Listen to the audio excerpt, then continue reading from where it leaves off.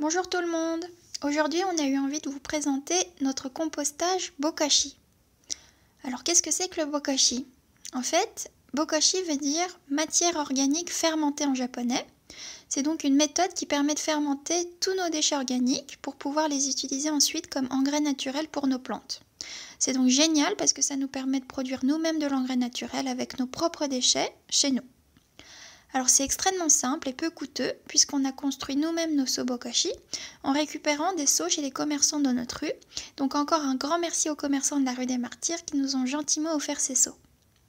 Donc pour que ça fonctionne, il faut 2 seaux de la même taille, un avec des petits trous en dessous et l'autre avec un couvercle, des déchets organiques.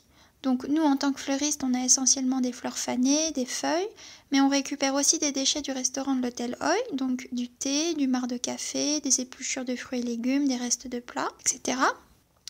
En fait, plus les déchets seront variés, plus on va obtenir un compost riche en minéraux et micro-organismes. Donc en fait, on peut tout mettre, sauf du liquide, de la cendre, du papier, des plantes malades. Et bien sûr, tout ce qui n'est pas organique, le plastique, le verre, le métal, etc. Et en dernier, il nous faut de l'EM.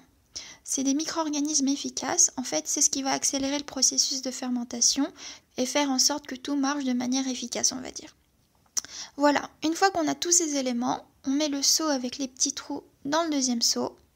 Je saupoudre un peu dans le fond ce fameux accélérateur et je mets environ 3 cm de déchets. On tasse bien pour chasser l'air avec une fourchette, une cuillère, ce que vous voulez. Et on remet un peu de M par-dessus, partout, pour que ça agisse de manière homogène. Et ensuite, je referme bien le couvercle. Donc je peux mettre mon seau n'importe où, puisque grâce à ce couvercle hermétique, ça ne sentira pas mauvais.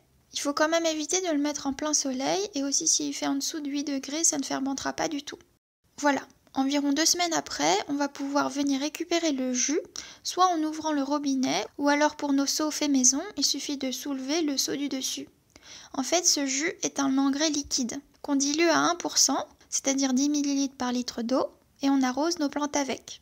Quand on en a trop, on le verse sans le diluer directement dans l'évier pour nettoyer les canalisations, ou alors on en garde pour vous en partager.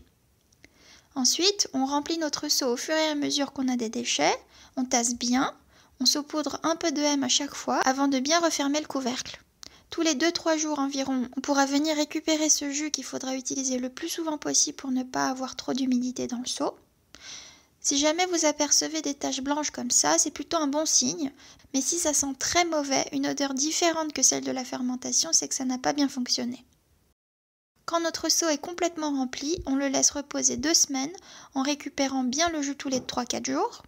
Puis, on le transfère dans un grand pot avec un trou en dessous et un couvercle et on le mélange avec de la vieille terre pour avoir au final de l'engrais solide qu'on pourra utiliser pour planter ou pour en partager avec vous, bien sûr. Voilà, c'est un moyen vraiment génial pour recycler nous-mêmes nos déchets et en plus pour créer de l'engrais naturel. Donc si jamais vous avez la possibilité un jour de vous y mettre, n'hésitez surtout pas, on sera toujours là pour vous aider si vous avez besoin. Bon courage!